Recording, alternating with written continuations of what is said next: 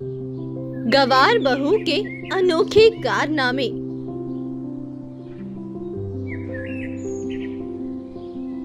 सुमित्रा अपने बेटे के साथ रहा करती थी। अरमान ऑफिस के काम के किसी सिलसिले में गांव गया था। गांव में उसे लक्ष्मी नाम की एक अनपढ़ लड़की से प्यार हो गया और फिर अरमान लक्ष्मी से शादी कर उसे अपने घर ले आया।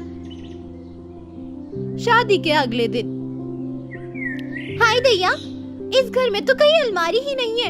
अब मैं अपना कपड़ा कहाँ रखूं? लक्ष्मी सोच ही रही थी कि तभी लक्ष्मी की नजर किचन में पड़े फ्रिज की ओर जाती है। लो जी, पूरे घर में ढूंढ लिए और अलमारी यहाँ किचन में मिला। एक काम करती हूँ, इसी में अपने सारे कपड़े रख देती हूँ। लक्ष्मी गांव में रहती थी। उसने पहले कभी फ्रिज नहीं देखा था, इसीलिए वो फ्रिज को अलमारी समझकर उसे खोलती है। अरे, ये अलमारी तो बड़ी ही अच्छी है। इसमें से तो ठंडी ठंडी हवा भी आ रही है। शायद ये ठंडी ठंडी हवा इसीलिए आ रही है ताकि कपड़ों में से बदबू ना आए। मैं एक काम करती हूँ, मैं इसी में अपने कपड़े रख देती हूँ। लेकिन इस अलमारी में तो फल फूल रखे हुए हैं। भला कोई अलमारी में फल रखता है? अरे छोड़ो, उससे मुझे क्या। शादी का घर होगा, किसी ने रख दिए होंगे। मैं सारे फल निकाल कर अपने कपड़े इसमें रख देती हूँ। इतनी अच्छी अलमारी तो मैंने पहले कभी नहीं देखी। इसे देखकर तो मजा ही आ गया। इतना कहकर लक्ष्मी फ्रिज को अलमारी समझकर उसमें अपने कपड़े रख देती है और वहाँ से चली जाती है।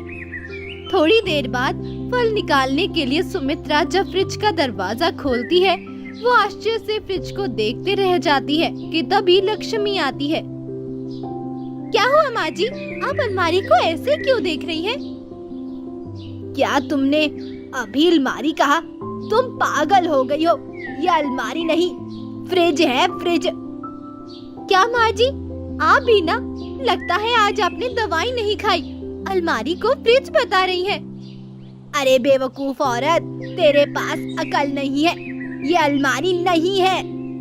क्या? अगर ये अलमारी नहीं है तो ये क्या है? ये फ्रिज है, फ्रिज। फ्रिज? वो क्या बना है भला? फ्रिज में फल फूल रखते हैं ताकि फल फूल खराब ना हो, और तूने इसमें कपड़े रख दिए। माफ कर दीजिए माँ, मुझे पता नहीं था। मैं आइंदा से कभी ऐसा नहीं करूँगी। हाँ हाँ ठीक है, अब जा और जल्दी से कपड़े धो ले। सुमित्रा की बात सुनकर लक्ष्मी कपड़े धोने चली जाती है कि तभी लक्ष्मी को वॉशरूम में इंग्लिश टॉयलेट दिखता है। अरे ये कुर्सी भला यहाँ किसने रख दी? एक काम करती हूँ, इसे यहाँ से हटा देती हूँ, कपड़े धोने में आसानी होगी। इतना सोचकर लक्ष्मी इंग्लिश टॉयलेट को कुर्सी समझकर उठाने लगती है। अरे मोरी माई, ये तो बहुत भारी है।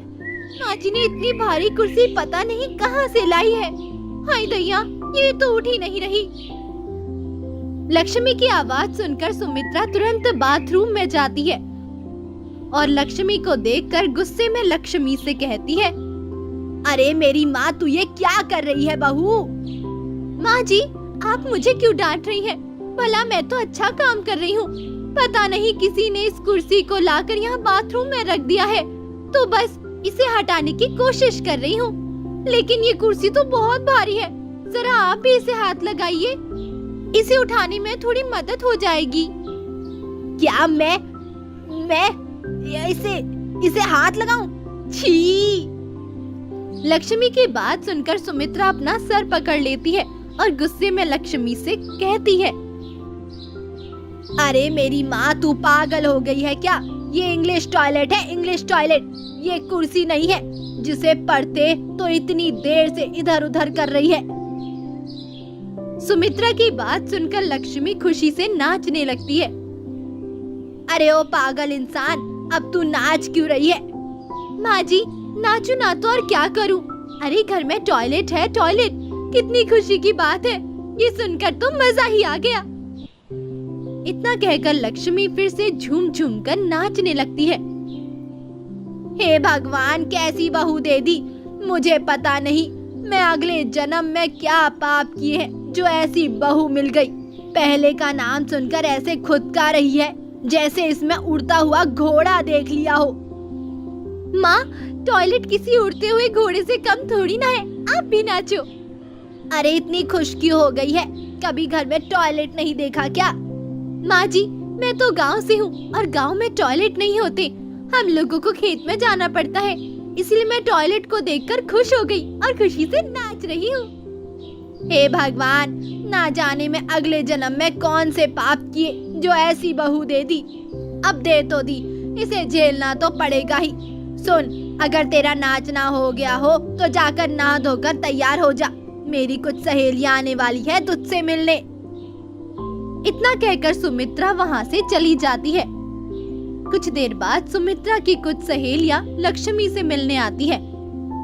बहू इधर आ, ये देख तुझे मिलने के लिए मेरी कुछ सहेलियां आई हैं। सुमित्रा की बात सुनकर लक्ष्मी सुमित्रा के पास जाती है। लक्ष्मी को देखकर सुमित्रा की सभी सहेलियों लक्ष्मी की बहुत तारीफ करती है, क्योंकि लक्ष्मी इतनी ज्यादा सुंदर जो थी कि तभी सुमित्रा की एक सहेली कहती है, अरे सुमित्रा, तेरी नई नई बहू आई है, इसके हाथ का हमें कुछ पिला तो सही। हाँ हाँ बिल्कुल, बोल क्या खाएगी? ज्यादा कुछ नहीं, बस मैंगो शेक पीने का मन कर रहा है, वही बनवा ले। ठीक है बहू, सबके लिए मैंगो शेक बना कर ला। सुमित्रा की बात सुनकर लक्ष्मी तुरंत किचन में जाती है और मैंगो शेक बनाने की तैयारी करने लगती है। माँ ने सही कहा था, अमीरों की तो चोंचले ही खत्म नहीं होते। अब भला कोई आम को सेक कर खाता है क्या? इनको मैंगो शेक चाहिए, अब मैं भी क्या ही कर सकती हूँ।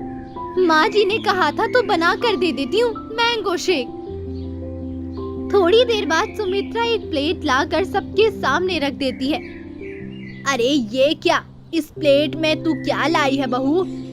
माँ जी, आपने कहा था ना मैंगो को सेक कर ले आओ, तो मैं भी मैंगो सेक कर ले आई। लक्ष्मी की बात सुनकर सभी लोग हंसने लगते हैं। तेरी वजह से मेरी सहेलियों के सामने मेरी कितनी बेइज्जती हो रही है। तू दुनिया की सबसे खराब बहू है, सबसे खराब बहू। इतनी गवार बहू मैंने आज तक नहीं देखी। मेरी दोस्तों की बहू को देख, वो कितनी मॉडर्न है, और तू गवार कहीं की। तुझे तो मैं अब इस घर में एक पल भी नहीं रहने दूंगी। निकल जा मेरे घर से। हम तो बेकार में ही इसकी बहू की कितनी तारीफ कर रहे थे, लो हरकत देख लो। मेरी बहू तो बहुत मॉडर्न है, बहुत मॉडर्न। वैसे अब घर में मिलना तो बिल्कुल भी सही नहीं है, हमें बाहर ही मिलना चाहिए। हाँ, तूने बिल्कुल सही कहा। चल हम लोग अभी ही होटल में चलकर अपनी किटी पार्टी करते हैं, और तुझे तो मैं किटी पार्टी से आकर देखती हूँ। इतना कहकर रूबी और सुमित्रा लड़के बाहर जाने लगती हैं कि तभी दोनों का एक्सीडेंट हो जाता है और दोनों को अस्पताल लेकर जाया जाता है। लक्ष्मी को ये बात पता चलते ही लक्ष्मी तुरंत अस्पताल पहुंचती है। माँ जी, आप ठीक तो हैं? आपको कुछ हुआ तो नहीं? हाँ? नहीं बहू, मुझे कुछ नहीं हुआ, मैं बिल्कुल ठीक हूँ। माँ जी, आप बिल्कुल चिंता मत कीजिए, मैं आपके साथ हूँ। अब आप सही हो जाएंगी, मैं आपका बहुत अच्छे तरीके से ख्याल रखूंगी। आप बहुत जल्दी ठीक हो जाएंगी माँ जी, बहुत जल्दी। इतना कहकर लक्ष्मी दिन रात सुमित्रा की सेवा में बिता देती है, और दूसरी तरफ रूबी की मॉडर्न बहू कभी अस्पताल रूबी को देखने भी नहीं आती है। लक्ष्मी की देखभाल की वजह से सुमित्रा कुछ दिनों में ठीक हो जाती है। कुछ दिनों बाद सुमित्रा रूबी को देखना उसके घर पहुंचती है। अरे रूबी, ये क्या, तेरी तबीयत अभी भी खराब है? तेरी बहू ने तेरी सेवा नहीं की क्या? अब मैं तुझे क्या बताऊं? मेरी सेवा तो दूर की बात है, उसने तो मुझसे काम करवाया, काम। वैसे तू बड़ी जल्दी ठीक हो गई, डॉक्टर ने तो कहा था 15-20 दिन लगेंगे, और तू 5-6 दिनों में पूरी तरीके से ठीक हो गई। मेरी बहू ने मेरा बहुत अच्छे तरीके से ख्याल रखा, और उसी के वजह से मैं आज यहाँ तेरे सामने खड़ी हूँ। सुमित्रा, मॉडर्न बहू होने का कोई फायदा नहीं है। तेरी बहू तो हीरा है, हीरा। तू बेकार में ही अपनी बहू के ऊपर चिल्लाती रहती है। हाँ वो तो है। चल, बहुत देर हो रही है, अब मैं जा रही हूँ, तू अपना ध्यान रखना। इतना कहकर सुमित्रा वापस अपने घर आ जाती है और लक्ष्मी को मॉडर्न कपड़े पहने हुए देखती है। अरे ये क्या बहू, तूने आज ऐसे कपड़े पहन रखे हैं, वो क्यों? माँ जी, आपने ही तो मुझे कहा था मैं बहुत गंदी बहू, बहुत गंदी। मेरी वजह से आपकी सहेलियाँ आपका मजाक उड़ाती है, इसीलिए मैं भी ऐसे कपड़े पहनना सीख रही हूँ। बहू, तुझे ये सब कुछ करने की कोई भी जरूरत नहीं है। मुझसे गलती हो गई जो मैंने तुझे ऐसा कहा। तू हीरा है, हीरा। तू सबसे अच्छी बहू है। मुझसे ही तुझको समझने में गलती हो गई। मुझे तुझे इस घर के सारे नियम कानून समझा देने चाहिए थे, लेकिन मैंने ऐसा ना किया, इसलिए मुझे माफ कर दे बहू। सुमित्रा की बात सुनकर लक्ष्मी सुमित्रा को माफ कर देती है और फिर सुमित्रा लक्ष्मी को सारे तौर तरीके सिखाती है। कुछ ही दिनों में लक्ष्मी सारी मॉडर्न चीज करना सीख जाती है और अब लक्ष्मी और सुमित्रा बड़े ही प्यार से एक दूसरे के साथ रहने लगती है। इस कहानी से हमें ये शिक्षा मिलती है कि हमें दूसरों को समझना चाहिए और जो चीज उन्हें नहीं पता उसे लेके उनका मजाक नहीं बनाना चाहिए। तो दोस्तों, कैसी लगी आपको ये कहानी, हमें कमेंट बॉक्स में बताएं और साथ ही चैनल को सब्सक्राइब करें।